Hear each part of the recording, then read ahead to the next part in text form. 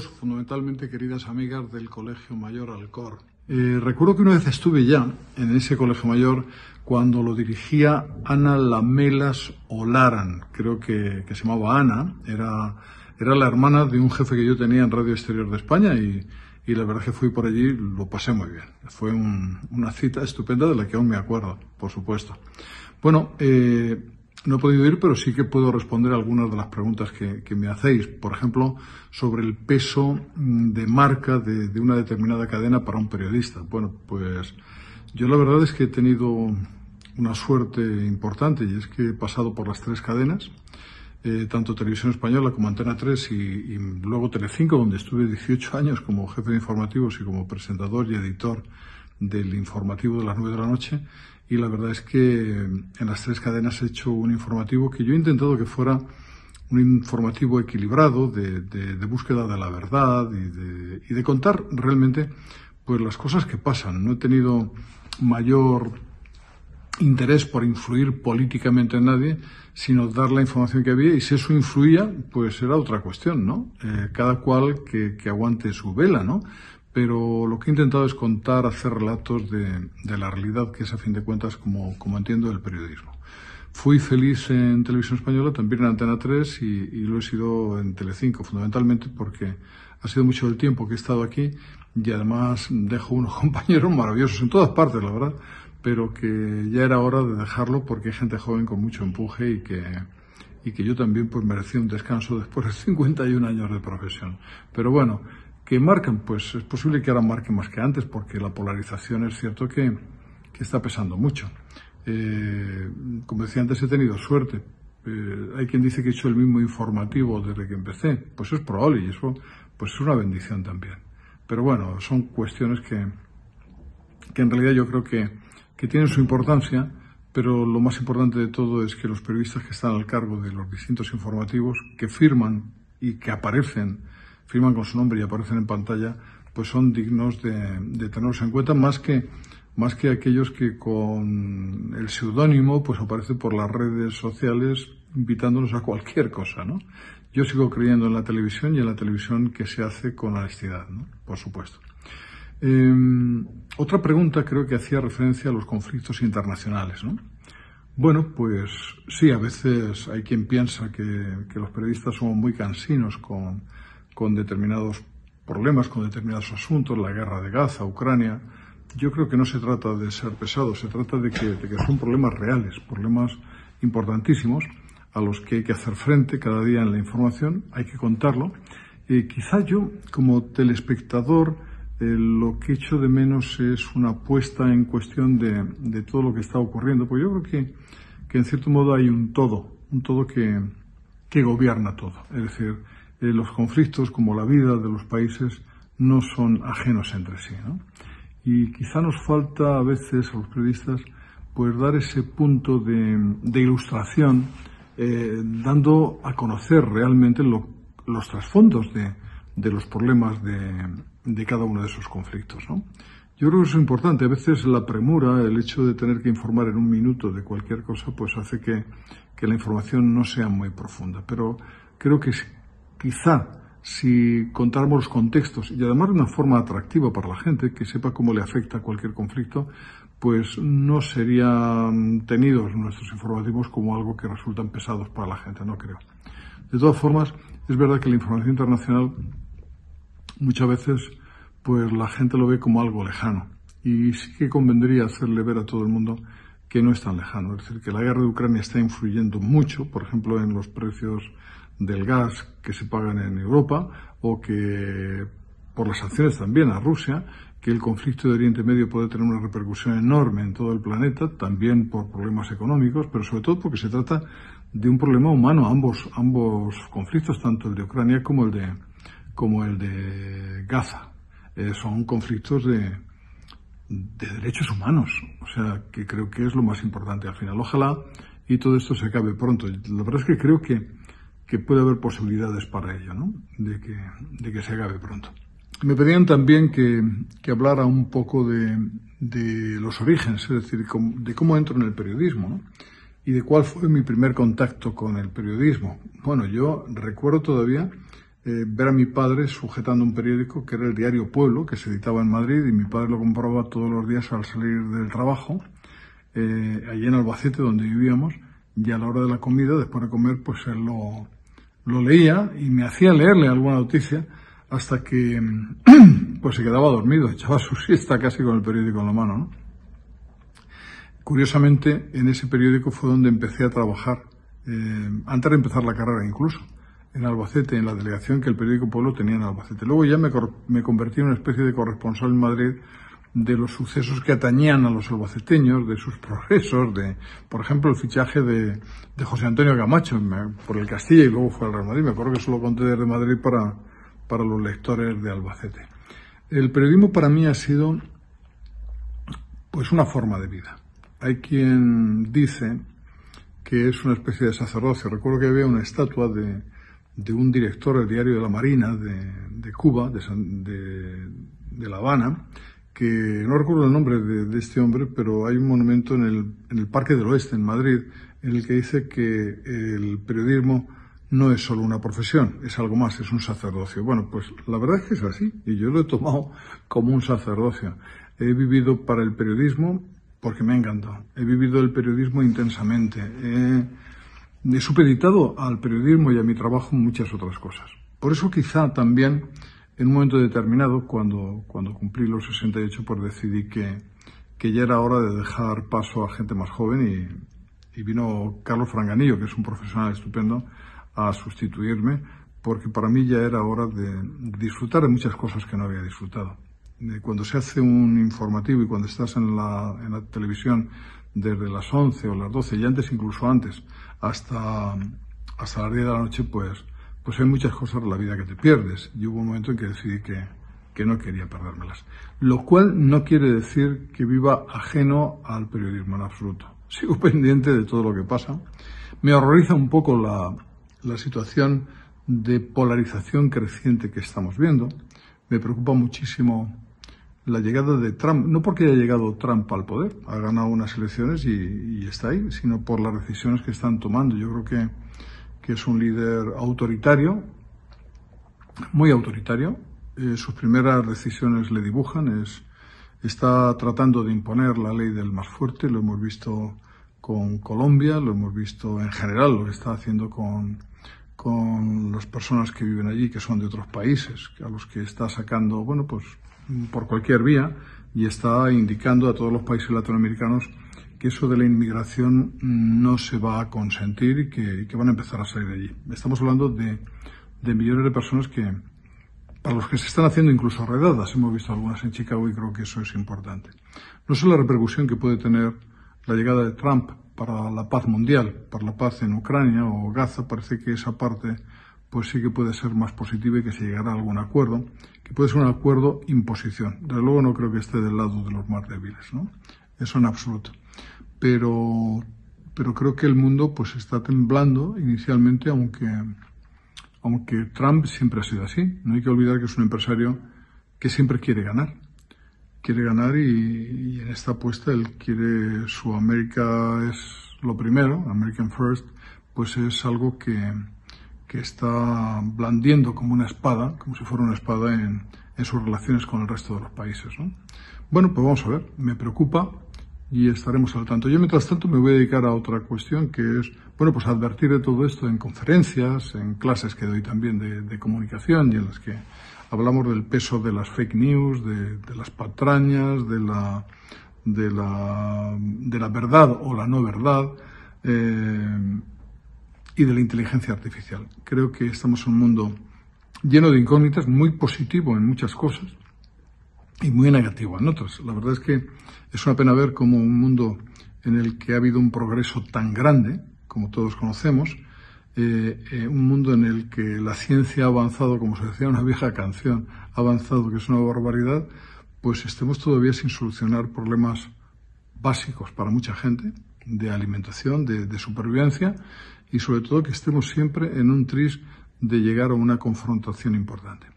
Yo creo que eso es lo peor. Parece mentira que no hayamos aprendido. Bueno, pues un abrazo muy fuerte a todos. Tenemos con nosotros a Ángel Expósito, director en la cadena COPE de un programa de televisión que se caracteriza por la principal humanidad y por recorrerse el mundo entero, sí, arrascando historias debajo de las piedras, ¿no? Que sí, diría Pedro Sánchez. Buscas historias hasta debajo de las piedras. Y Luis del Val, que es de esas personas que son instituciones. No sé si le gusta. ¿Te gusta a ti que te digan eso? ¿Por qué? No suena a posteridad, que es una cosa sobre la que se cagan las palomas. No, pero hay estatuas que les queda muy bien, incluso eso. Luis del Val, aprendí una lección maravillosa de él cuando trabajábamos juntos en el programa de Concha Velasco, Encantada de la Vida. Esta anécdota la cuento muchísimo, Luis. Y él trabajamos juntos en el programa de Concha Velasco en El Álamo. Era una productora de televisión que estaba a las afueras, imaginaros, de Madrid, entonces vivíamos allí permanentemente. Y un día yo estaba con una mala y me fui a comer con Luis, como casi todos los días. Y entonces, conforme iba conduciendo yo, él iba de copiloto, había llovido un charco del copetín y iba soltando culebras por la boca. Y me dijo ese día dos cosas que no he olvidado. Me dice, ¿pero por qué estás enfadada? ¿Por qué me llaman? ¿Por qué la fulana? ¿Por qué el mengano? ¿Por qué el prutano? ¿Por qué el tatín, patán? Y me dice, si el año que viene, el día de hoy, no te acuerdas de este problema, es que no ha sido importante. Y yo no me acuerdo de qué era aquello. Pero otras cosas sí las recuerdo. Y las recuerdo para construcción. Y la otra es que me dijo que le gustaba, cuando yo conducía era muy apasionada, y pisé un charco por mitad del charco y se hizo como un abanico de agua por los lados del coche. Y le dije, ¿y esto qué significa? Y me dice, que te gusta disfrutar de la vida y manchar los coches.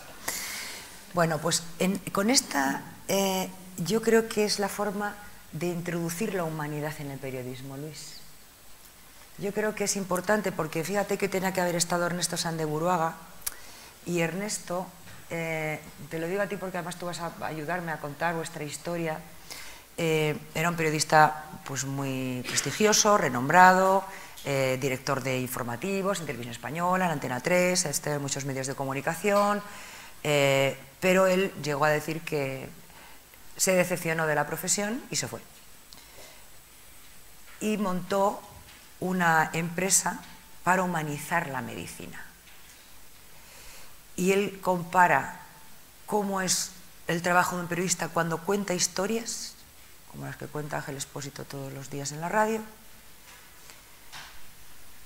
y cómo cuenta las historias de los pacientes frente a un médico. Es una historia preciosa, Luis, lo que habéis hecho. Bueno, yo le quitaría lírica y pondría que lo hemos hecho por egoísmo. Porque Ernesto Sáez de Buruaga es hipocondriaco y yo también, y entonces hemos creado un medio digital y estamos todo el día rodeados de médicos y de enfermeros y eso nos apacigua. Somos dos hipocondriacos diferentes. Él es hipocondriaco crónico y yo soy un hipocondriaco, según la vicepresidente del gobierno, sería un hipocondriaco fijo discontinuo. Llevo ya desde antes de Navidades que veo una mancha en la mano y no creo que es un cáncer de piel. 2 meses y medio ya. Y entonces, no, en realidad aquello empezó, fue un descubrimiento incluso para nosotros mismos. Nos encargaron un libro. Hay una asociación de gerentes de hospitales que todos los años publican un libro para intentar divulgar lo que es la vida en los hospitales, lo que es la vida de la sanidad, lo que es la vida de los trabajadores de la sanidad. Y nosotros lo titulamos Mírame a los ojos. Porque ahora vas al médico y ni te mira, está mirando el ordenador. Y entonces usted que no te mira, y entonces usted que tiene, que tal, que... Ah, sí, aquí veo que... Y le hicieron unos análisis y pum, pum. Bueno, pues entonces... Claro, además, como tiene una presión terrible, que tiene que atender a muchísimas personas en una hora, pues no te mira a los ojos, ¿no? Lo titulamos Mírame a los ojos porque en el trabajo de campo que hicimos nos dimos cuenta que el paciente, lo que buscamos es no solamente que nos curen la enfermedad, que es lo importante, sino que nos comprendan de una manera afectuosa.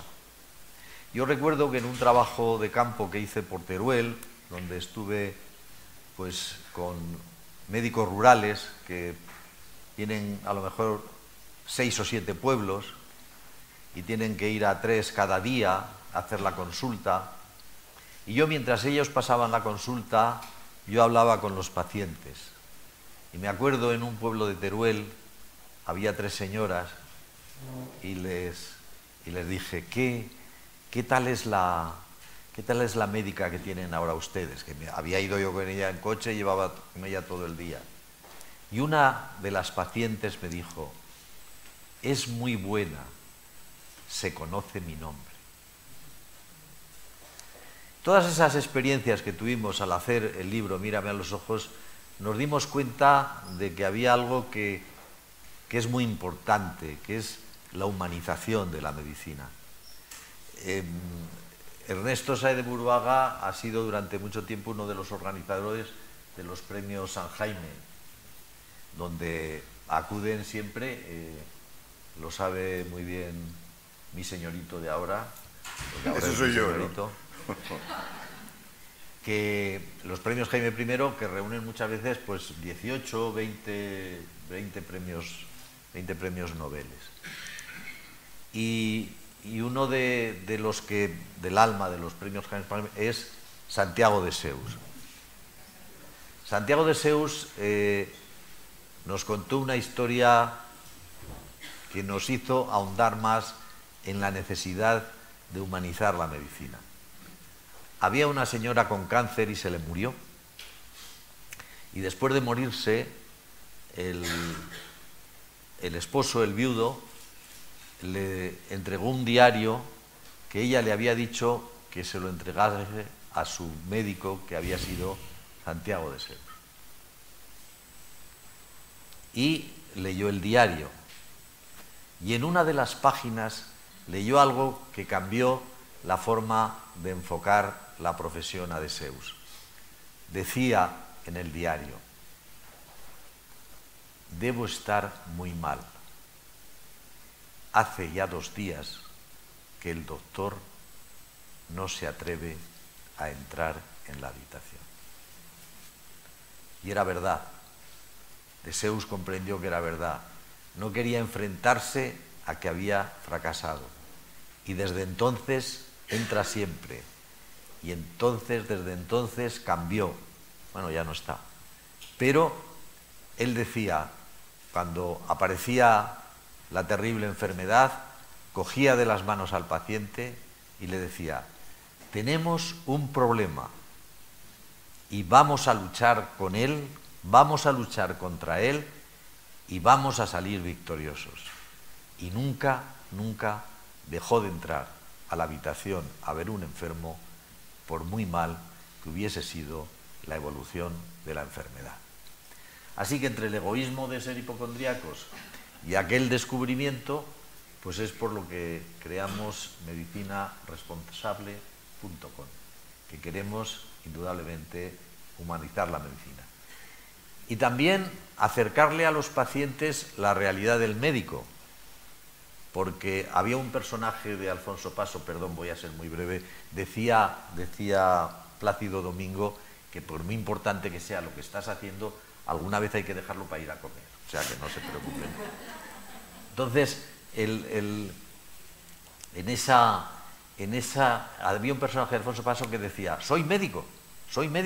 Bueno, pero ¿por qué todo el mundo me empieza a preguntar lo que le sucede y me empieza a decir lo mal que se encuentra? Nunca sabemos ni queremos saber lo que le pasa al médico, si a la médica, si está a punto de divorciarse, si tiene un problema familiar, si se encuentra bien, si se encuentra mal, si hay algún problema dentro. Nunca, nunca. El enfermo somos nosotros en la versión más egoísta que hay. No hay nada más egoísta que un enfermo, porque lo único que nos preocupa es nuestra enfermedad. Y en ese acercamiento de intentar también trasladar a los pacientes que los médicos también son humanos y también tienen problemas, y sobre todo a los médicos decirles que miren a los ojos y que de vez en cuando les cojan de las manos, es por lo que hemos hecho Medicina Responsable. Punto. ¿Qué tipo de corazón tenía el gobierno durante la pandemia cuando comunicaba las noticias sobre el COVID? Manifiestamente mejorable. ¿Puede ser un poco menos diplomático? Bueno, primero se ocultaron las cifras. A todos nos pilló de una manera brutal, ¿no? Pero había reacciones no solamente del gobierno. Siempre que hay una situación extrema, sacamos lo peor de nosotros mismos. Yo recuerdo el caso de una enfermera. Bueno, murieron 32 o 33 médicos contagiados por el COVID por atender a sus semejantes. Murieron, no es que contrajeran la enfermedad y murieron. Y recuerdo esos casos de actuación miserable que no se producían solo en el gobierno, sino en la sociedad. Hubo una enfermera en una urbanización que contrajo el COVID. Y hubo una reunión en la comunidad para pedir expulsarla de la urbanización, porque había contraído el COVID, a ver si se les iba a contagiar a todos los demás. Había contraído el COVID precisamente luchando, intentando salvar a los demás, y cuando lo había contraído ella, sus vecinos querían despacharla. En las situaciones extraordinarias, sea una pandemia o sea una guerra civil, solemos sacar lo mejor, pero también lo más miserable de nosotros mismos. ¿Por qué te has ido de la mañana de la COPE? Porque estaba cansado de madrugar y porque Carlos es muy amigo. ¿Pero te has ido tú? ¿Te has ido tú? O me he ido o me han echado, no lo sé. No lo sé. Pero yo estoy ahora... ¿No te ha costado nunca madrugar? Bueno, he estado madrugando toda la vida. Mi abuela era churrera, o sea que eso ya lo sé muy bien. Pero de todas formas Ángel Expósito me trata como un amigo. A mí siempre me gusta trabajar con personas que me traten como amigos. Es importante eso. En esa coincidencia está la radio, hemos hablado de la televisión, hemos hablado de la prensa, hablamos de la radio.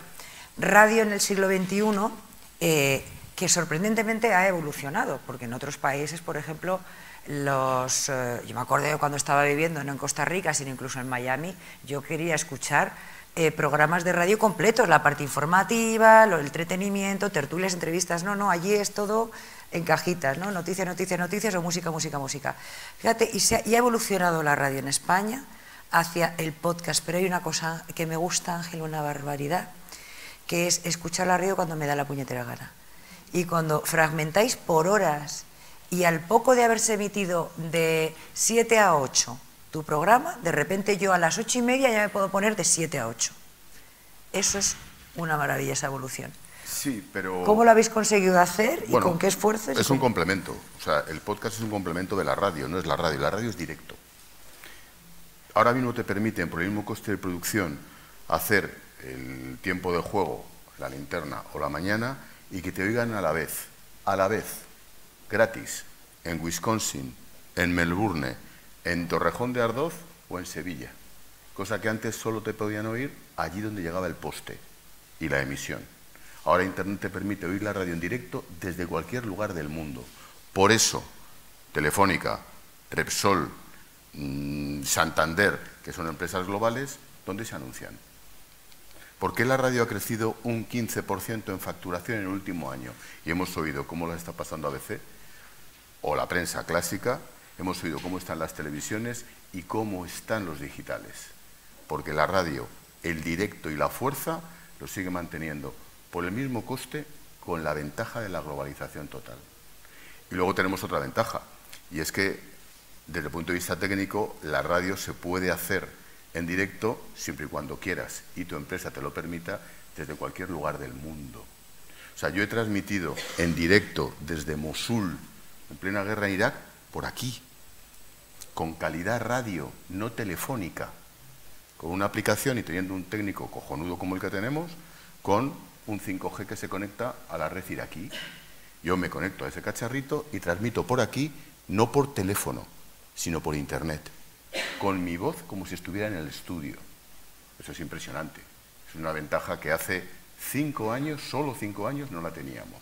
Por lo tanto, lo que hay que hacer es querer ir a los sitios y estar allí. Y yo he venido aquí hoy a reivindicar el periodismo en directo y en los sitios, no solo el Wikipedia, está muy bien para informarte y para formarte, pero el periodismo en los sitios. ¿Me dejas 5 minutos? Todos tuyos. 5 minutos, ¿eh? Voy a toda pastilla. Eso es, el jueves pasado en Auschwitz. Hemos visto a los reyes en Auschwitz, hemos visto los 80 años de la liberación del campo.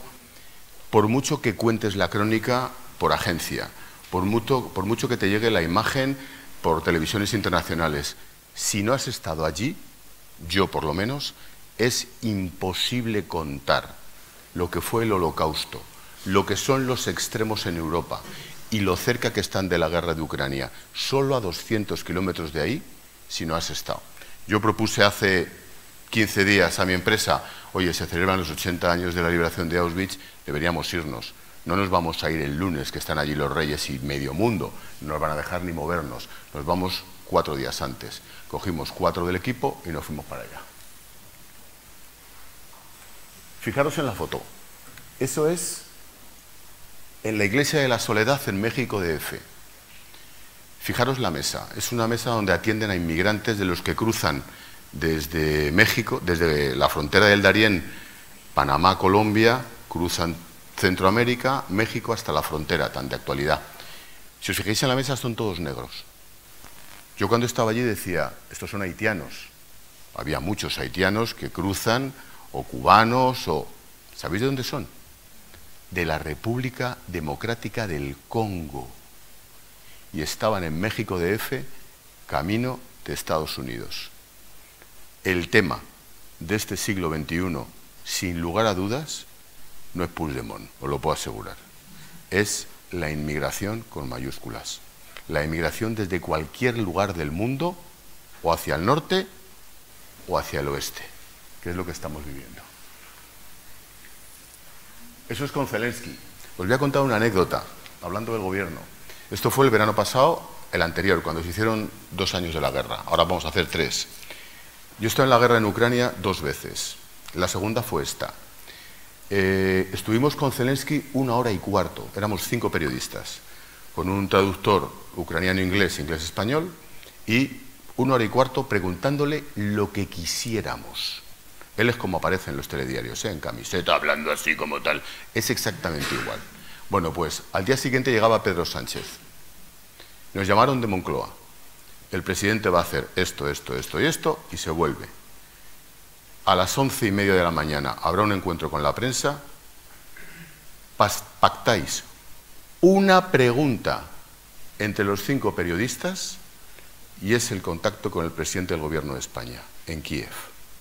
Después de estar 1 hora y cuarto preguntando lo que nos daba la gana al tío más importante del mundo, que era Volodymyr Zelensky, llega mi presidente a Kiev, que llevamos ahí una semana metidos en los refugios, y nos dice que pactemos una pregunta entre 5. ¿Quién cojones te has creído que eres? Conclusión, me vine a Madrid. Buah. Esta foto me emociona especialmente. Ese es el Cabo Carrasco. El Cabo Carrasco forma parte de la Brigada de Extremadura. Esa foto está tomada en el Líbano, en territorio Hezbollah, que es el sur del país, casi frontera con Israel, para que veáis lo que es la globalización. Eso es, el ejército español, con la boina azul de Naciones Unidas, dando clases de cocina en el proyecto Sancho Panza a refugiados sirios en el sur del Líbano, frontera con Israel. Es impresionante, ni un guión. El tío estaba haciendo marmitaco, podéis partir marmitaco, y dije yo, pero marmitaco se hace con atún. Dijo, yo cojo el primer pescado que me traen y hago marmitaco con lo que me traen. Fue una, claro, no iba a hacer carne allí. Fue una visita absolutamente espectacular, el Cabo Carrasco.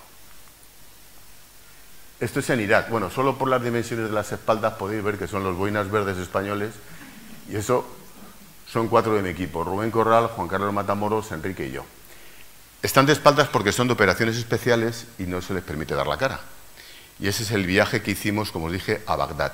Al acabar ese viaje, el teniente coronel Espinar, que era el que mandaba el contingente español en la base de Estados Unidos, en Bagdad, nos dijo una frase que se me quedó grabada, y es: trabajáis como nosotros. Dije yo, macho, te has pasado. O sea, en fin, nosotros no somos boinas verdes. Bueno, se refería a la precisión, el tiempo, la disciplina y el equipo. Y lo subrayo, el equipo. Ya puede ser Carlos Herrera, ya puede ser Iñaki Gabilondo, ya puede ser Vicente Vallés. Si no tienes un equipo que te produzca el programa, que te busque las entrevistas, que te lleve de la mano y que te haga funcionar los cables, no eres nadie. Una lección fundamental. Para estar en los sitios no hace falta irse a la guerra. Esto, si os habéis fijado, es el mismo técnico que estaba antes. Esto es en un helicóptero del Servicio Aéreo de Rescate. Hay que tener un puntito de arrojo, porque si no, no puedes contar las cosas igual. En Canarias, en la base de Gando, esta gente rescató 30 y tantos vivos de un cayuco y... no, perdón, 30 y tantos cadáveres de un cayuco y 3 vivos. La operación fue brutal. Bajaron y contaban cómo iban pisando los cadáveres para intentar tirar de los 3 brazos que se levantaban entre el amasijo de muertos. La historia me pareció tan espectacular que pedimos permiso, nos fuimos para allá y nos fuimos con ellos en el helicóptero, en un entrenamiento, claro. En el helicóptero, cuando estábamos volando, el comandante Crespo me dijo por los cascos: Expósito, ¿a que no hay para bajar? Y claro, a un tío de 4 caminos de aquí al lado decirle a que no hay es absurdo, completamente. Conclusión, me até al cable con un soldado que te engancha con las piernas como una bestia y nos bajamos sobre una plataforma en un entrenamiento en mitad del Atlántico. Es imposible entender la emigración y el drama de los cayucos si has bajado y te han subido o si no lo has hecho. No tiene nada que ver. Entender el miedo, entender la muerte, entender el drama de esos emigrantes no tiene nada que ver. Si lo has visto, si les ves la cara desde el helicóptero o si lo ves en un telediario porque te lo cuentan. Conclusión, hay que estar en los sitios, hay que oler y hay que aprender del directo. En la frontera de Estados Unidos, esto fue el primer año que ganó Donald Trump. Fijaros cómo estaba el muro. El presidente de Estados Unidos que más kilómetros de muro ha hecho, más alto y más impenetrable, ¿sabéis quién fue? Obama. Es muy impresionante.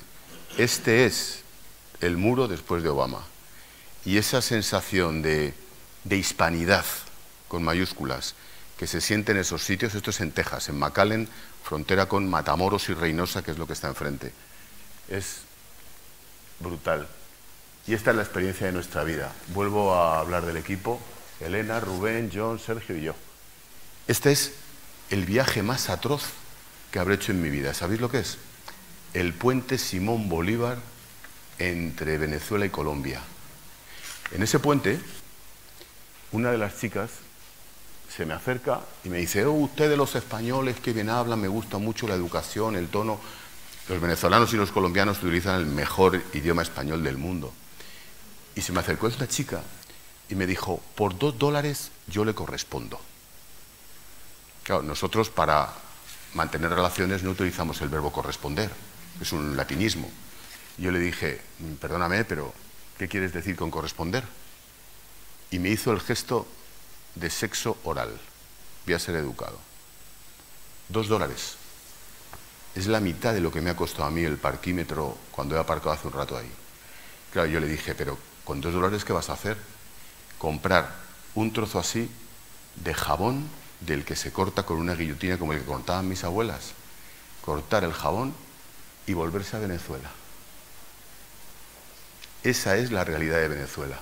Yo no puedo hablar de Maduro, de Zapatero, del silencio del gobierno español y del autogolpe en Venezuela si he estado en el puente Simón Bolívar con esa mujer o no he estado. No puedo hablar igual. Y creo que era la última. Ah, no. Esto es en el... Vuelvo a lo de la inmigración. Esto es en un avión del Ejército del Aire enfrente de Libia. Íbamos con la ventana abierta. Eso que lleva el soldado es una cámara de fotos, no es un arma. Con la cámara de fotos detectaba los cayucos, las pateras que salían del norte de África, mandaba a los barcos a rescatarlos. Y desde ese avión íbamos tan bajos que veías la cara de la gente y diferenciabas perfectamente, eso me impresionó mucho, qué mujeres iban embarazadas y cuáles no, en el propio cayuco. ¿Os imagináis? Casi todo lo que estáis aquí sois mujeres, por cierto. La sensación de mirar a X metros sobre el mar y ver que lo que venían ahí eran embarazadas, no lo olvidaré en mi vida. Y esta sí que es la última. No hace falta irse muy lejos. ¿Sabéis? Mirad. El detalle de la radio es maravilloso con los cascos. Este señor fue en pleno COVID, un señor que vivía en San Sebastián de los Reyes, y su mujer nos mandó un mensaje a la radio diciendo que su único contacto con el exterior, estuvo a punto de morir no sé cuántas veces, era la radio. Y en concreto nos oía a nosotros por la noche antes de dormir. Hicimos las gestiones correspondientes, nos permitieron entrar y fuimos a verle. No puedes hablar del COVID ni de esa humanidad que decía Luis si les has visto morir o casi, o si te lo cuentan. Conclusión, ya terminó. Hay que reivindicar y tenemos que obligar a nuestras empresas a que nos permitan hacer la radio en directo, la tertulia, la Wikipedia y la opinión, lo hacemos cualquiera. Irse a esos sitios hay que echarle algo de valor, te lo tiene que pagar la empresa, pero depende de nosotros, de los periodistas, que tenemos que proponerlo, tenemos que ir y tenemos que ser humanos. Eso es fundamental. Nada más. Muy bien.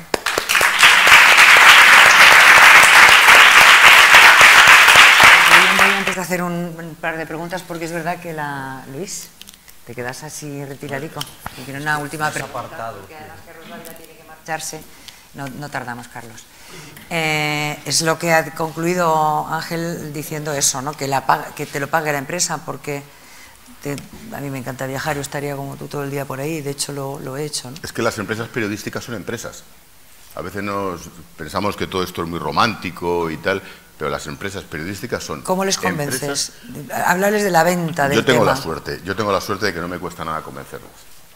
O sea, yo creo que ellos saben que cuando yo propongo un tema, perdón por la petulancia, pero va a salir bien. Entonces yo les digo, me quiero ir a Auschwitz, como ahora estamos pensando irnos a Panamá, con la movida de Donald Trump, o quiero volver al tema de los rehenes en Israel. Bueno, pues estamos planteándonos las posibilidades, yo lo digo, me dicen que sí, se habla con producción y salimos pitando. Para mí es muy fácil. ¿Qué cuentas hace producción? Pues lo que te cuesta. Sí. Lo que te cuesta, ¿cómo se paga? Bueno, lo que te cuesta y cuánta gente va. Si vas, siempre viajamos 4, cuántos días vas a estar, a dónde vas, pero sobre producción manda la dirección. Entonces, si dirección dice sí, producción se lo gasta. Y yo tengo la suerte, te lo puedo asegurar, de que siempre que lo han dicho, me han dicho que sí. ¿Eso se paga con patrocinadores o hay una financiación directamente de la emisora, no? Directamente de la emisora. No. Los programas comerciales con patrocinadores son aparte. Bueno, estos son programas, por así decirlo, puramente periodísticos. No hay ningún patrocinador, ninguna aerolínea que nos pague ir a Auschwitz. Sencillamente hemos ido a Auschwitz y hemos contado. Termino y me vuelvo. No tiene más. Ni menos. Me parece un periodismo envidiable. Sí. Y además que habla mucho de la humanidad, ¿verdad, Luis? Periodismo tiene que estar ligado a la humanidad. Es que Ángel le pone emoción. Ángel es como es, ¿eh? O sea, es decir, que no... Ángel es igual fuera del micrófono que en el micrófono. Y digo más tacos fuera. ¿Eh? Digo más tacos fuera. Bueno, pero es casi igual. Es decir, Por eso de vez en cuando se le escapa un joder y tal, porque habla igual que cuando estamos fuera. Y tiene la emoción. Y el medio más emocionante que hay es la radio. Sin duda. El medio más emocionante que hay es la radio. Sí, porque en la prensa o en el digital escribes, es literatura. Literatura o periodismo escrito. Puedes transmitir sentimientos, faltaría más en función de lo bueno que seas o no. La tele es muy parecida al cine, que te voy a contar. El maquillaje, la luz, el peinado, los colores. La radio es la voz. Y la voz no engaña. Si yo estoy en el puente y me emociono y me echo a llorar, Sí. por muy buen actor que sea, Sí, sí. no podría hacerlo en televisión. Dirían, "Ah, este tío está actuando". En la radio, si te rompes, y a mí me ha pasado muchísimas veces, es Tú sí verdad. has llorado en la radio, ¿no, Luis? Sí, yo me acuerdo un día cuando ETA decidió poner una bomba en la Avenida de Cataluña de Zaragoza, en el cuartel de la Guardia Civil. Estaba yo con Iñaki Gabilondo, nos entendíamos con una mirada, me miró, salí para escribir rápidamente. Eran a principios de diciembre, faltaban unos días para Navidad, y yo empecé diciendo: ETA adelanta sus acciones para felicitarnos la Navidad. Y ahí me puse a escribir. Y cuando iba a leer, conectamos con Zaragoza.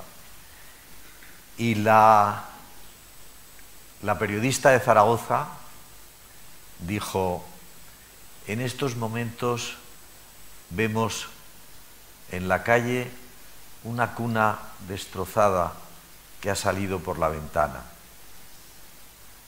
Hay una muñeca, pero la niña de la muñeca posiblemente esté tan destrozada como está su juguete. Y entonces yo tenía que hablar.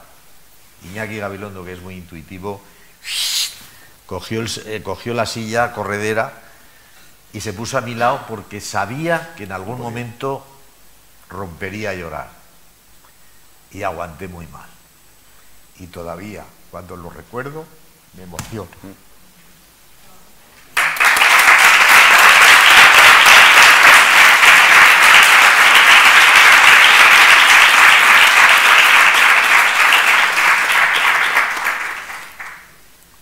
Como periodista, ¿eres el que quieres ser o el que te permiten ser? Yo he tenido la suerte de que siempre no he recibido nunca presiones de ningún tipo, ¿no? Yo he estado en el diario Pueblo con Emilio Romero, en tiempos de la dictadura. He trabajado en Diario 16. No sé, yo no he recibido nunca presión de ningún medio, ni en la SER. Yo estaba en la SER, luego me fui a la Pero COPE. sí sabes que han existido. Después de la COPE me fui a la SER, después de la SER otra vez me he vuelto a la COPE.